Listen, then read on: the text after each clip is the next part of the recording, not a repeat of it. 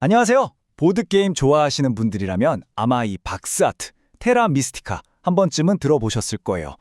맞아요. 복잡하기로 유명하지만 일단 그 매력에 빠지면 정말 헤어나올 수 없는 게임이죠. 오늘 저와 함께 이 마법과 전략이 가득한 땅으로 여행을 떠나보시죠. 게임의 시작부터 분위기가 심상치 않죠? 마녀다. 마녀가 나타났다. 바로 이런 대사로 시작하거든요. 뭐랄까, 시작부터 플레이어를 확 휘어잡으면서 여긴 정말 치열한 판타지 세계구나 하는 걸 느끼게 해줍니다. 서로 다른 세력들이 자기 땅을 차지하려고 정말 치열하게 경쟁하는 곳이죠. 자, 그럼 이 방대한 게임을 우리가 어떻게 정복해 나갈지 전체적인 그림을 한번 그려볼게요.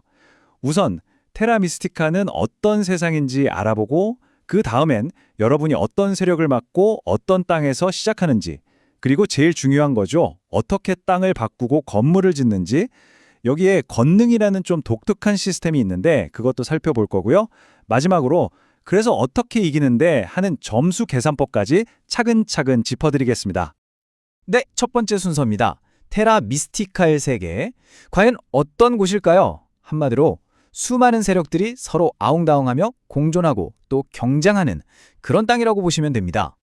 그럼 여기서 여러분의 목표는 뭘까요? 아주 명확해요. 무려 14개나 되는 독특한 세력들 중에서 딱 하나를 골라서 이끄는 겁니다. 그리고 그냥 사는 게 아니라 땅 자체를 내 입맛대로 바꿔가면서 누구보다 더 크게 번성시키는 거죠. 정말 스케일이 크죠?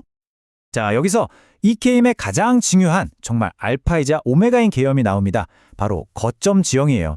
이게 뭐냐면 모든 세력은 자기만 살 수 있는 고유한 땅이 정해져 있다는 거예요. 그리고 건물은 오직 그 자기 땅 위에서만 지을 수 있습니다.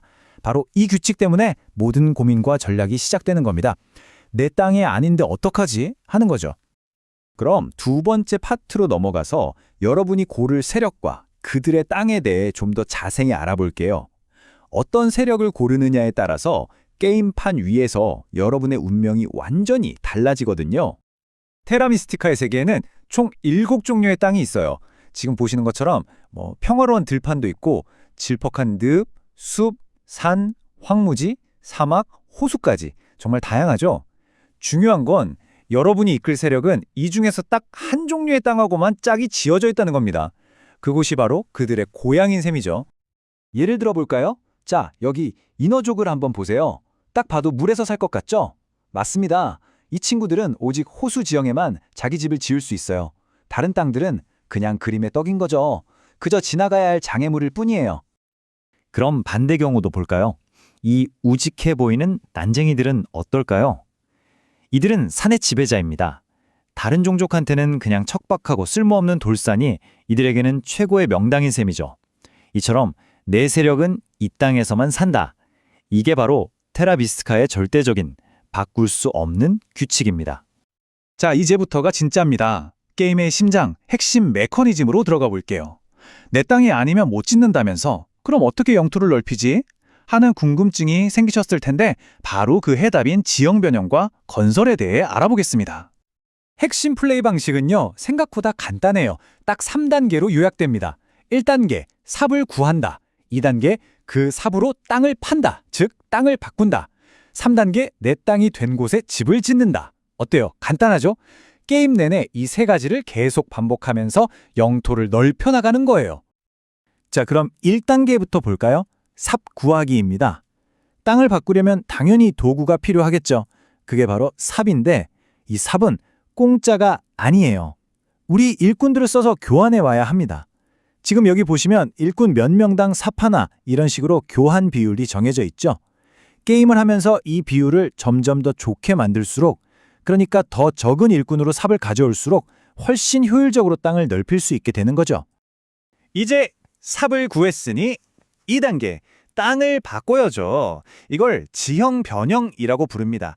내가 가진 삽을 사용해서 내 건물 바로 옆에 있는 땅을 내가 살 수 있는 거점 지형으로 바꾸는 거예요. 근데 이게 아무 땅이나 똑같이 바뀌는 게 아니에요.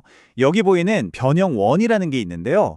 이 동그란 판에서 내 땅이랑 바꾸려는 땅이 얼마나 멀리 떨어져 있느냐에 따라 필요한 삽 개수가 달라져요.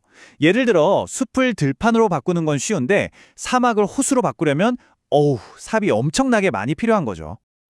그리고 드디어 마지막 3단계, 바로 건설입니다.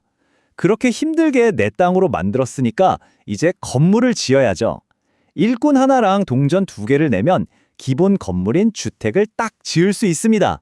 짜잔! 이렇게 여러분의 새로운 영토가 탄생하는 순간입니다. 물론 여기서 끝이 아니죠. 이 작은 주택이 시작입니다. 이 주택을 업그레이드해서 교역소를 만들고 교역소는 또 더 대단한 건물인 요새나 사원으로 그리고 최종 형태인 성소까지 발전시킬 수 있어요. 건물이 좋아질수록 당연히 매턴 들어오는 자원도 늘어나고요. 특히 이 게임의 아주 독특한 자원인 권능을 얻게 됩니다.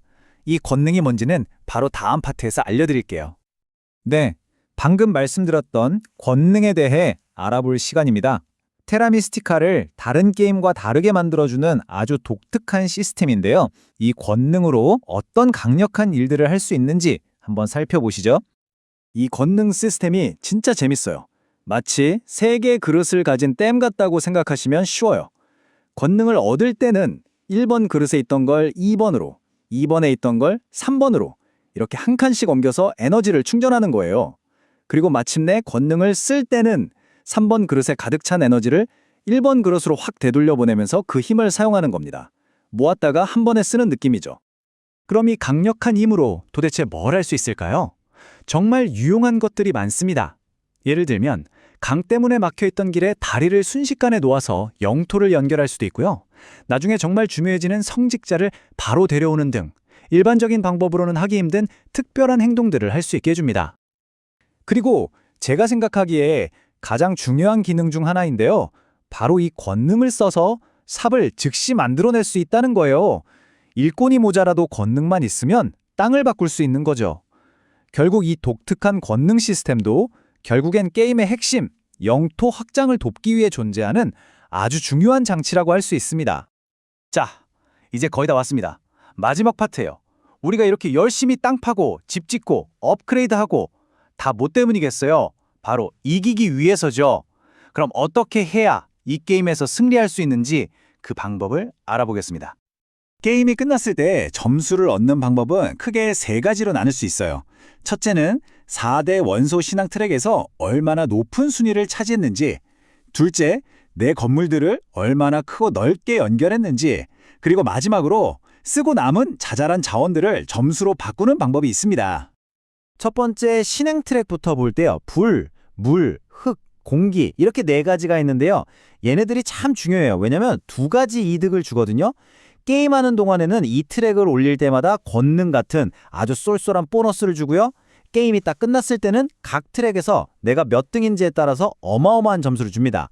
그러니까 게임 내내 꾸준히 신경 써야 하는 거죠. 두 번째 점수 공급원은 바로 영토의 연결성입니다. 그냥 여기저기 건물을 짓는 게 아니라 지금 보시는 것처럼 강을 다리로 잇고 해서 내 모든 건물들이 하나로 쭉 이어지게 거대한 네트워크를 만드는 게 핵심이에요. 왜냐? 게임 끝났을 때 가장 큰 영토를 만든 사람한테는 무려 18점이라는 정말 어마어마한 점수를 주거든요. 이거 하나로 승패가 갈릴 수도 있어요. 자, 여기까지 테라미스티카의 세계를 함께 둘러봤습니다. 신비한 마법을 부리는 마녀부터 똑딱똑딱 산을 개척하는 난쟁이까지 정말 개성 넘치는 14개의 세력이 여러분을 기다리고 있습니다. 여러분이라면 과연 어떤 세력을 이끌고 이 신비로운 땅, 테라미스티카의 진정한 지배자가 되어보시겠어요?